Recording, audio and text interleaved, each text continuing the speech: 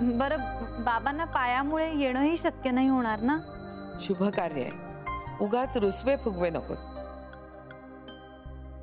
आनंदात पार पडू दे सगळं. आई मला वाटतं आपण आमंत्रण करूया. यायचं की नाही ते त्यांना ठरवू दे ना. पण उगाच डोहाळ जेवणासारखं नको व्हायला.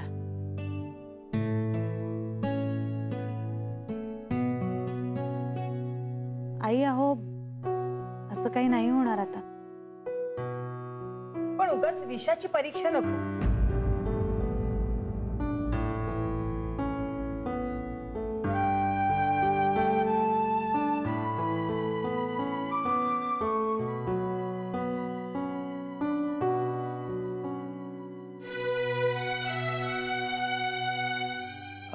मला वाटतं आमंत्रणाचा फोन जायला हवा. मी करते.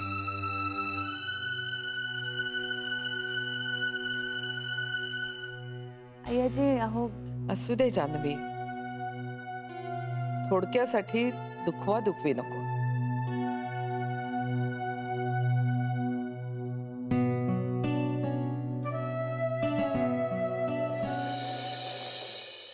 रोहन्या तुला बी तसंच वाटतं का रे?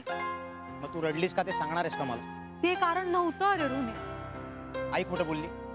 नाही त्या समजा बोलल्या ते ठीक आहे, पण त्यांच्यामुळे नाही रडले मी. बघितलं सुनीता, तू मला एक तर तुझ्या रडण्याचं कारण सांगत नाहीस. आई खोटं बोलली का म्हणून विचारतो तर त्यालाही तुझं उत्तर नाहीच. त्याचा अर्थ हाच होतो ना, आई जे काय बोलली त्याच्यामुळेच तुला रडू आलं. अरे पण ताईंना जे काय बोलल्या तर त्याच्यामुळे नाही रडले मी रोहन्या. मग कशावरून रडली सुनीता?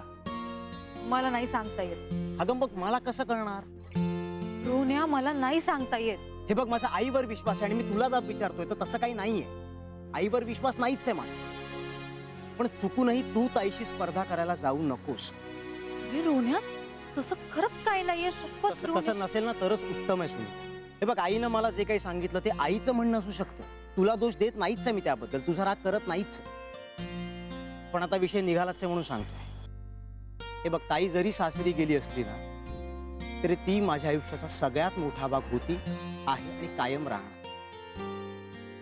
सुनीता, तू आमच्या घरात तुझं वेगळं स्थान निर्माण करण्याचा प्रयत्न कर ना ग.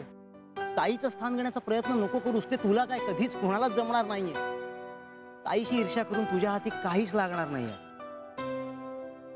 कारण माझं माझ्या बाबांवर, माझ्या ताईवर जीवापाड प्रेम. आणि जगात कुणाहीसाठी,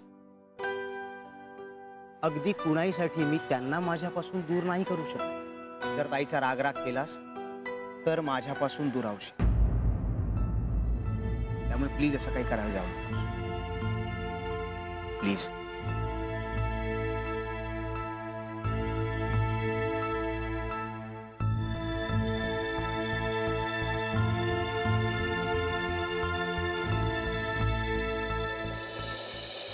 मेन्यू ठरला?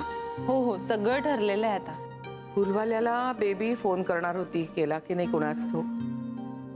कुठे आहे ती? हो खरंच की बराच वेळ झाला दिसल्याच नाहीयेत त्या. हो, नर्मदा कपड्यांचं बघतीये. इंदू सरूचे ब्लाउजेस शिवण्याच्या मागे. सरू दिसली पण बेबी कुठे दिसली नाहीये. बघ ना जरा काय करते ती. हो मी बघते. आणि तिला फुलवाल्याला फोन करायला सांग. आईजी मी हे सगळं करते, तुम्ही आता जाऊन झोपा. बघू तुमची रोजची झोपायची वेळ उलटून गेली आहे. आलायचंच ग, कधीतरी व्हायचं असं. नाही नाही नको, तुम्ही आराम करा. उद्या परत दगदग होणार आहे तुम्हाला आईजी. बरं झोपते. आणि आता इथली नका काळजी करू, आम्ही सगळं बघतो. तुम्ही आहात म्हणूनच काळजी करत नाहीये मी.